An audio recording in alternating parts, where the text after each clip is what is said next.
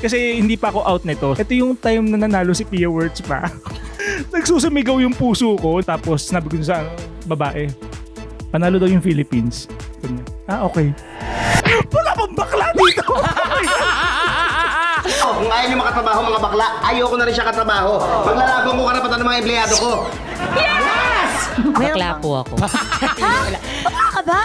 Ito na yung tamang platform para Oh sabihin. my gosh! Guys, ngayon lang po siya magka-come out. Pag baklang kanal, talagang makakaranas ka ng mga bully. Pero syempre, kami, mga baklang kalsada, nilaban talaga namin yung mga place namin sa kalsada. Laban. Syempre, tatalak-talakan mo yung mga tipong mas dax pa nga ako sa iyo eh. Mga ganon. Dito po yung jowa niya. Nasaan yung jowa mo? Tawagin mo.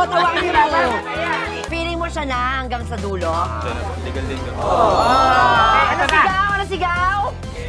Game! 1, 2, 3, go! Yan.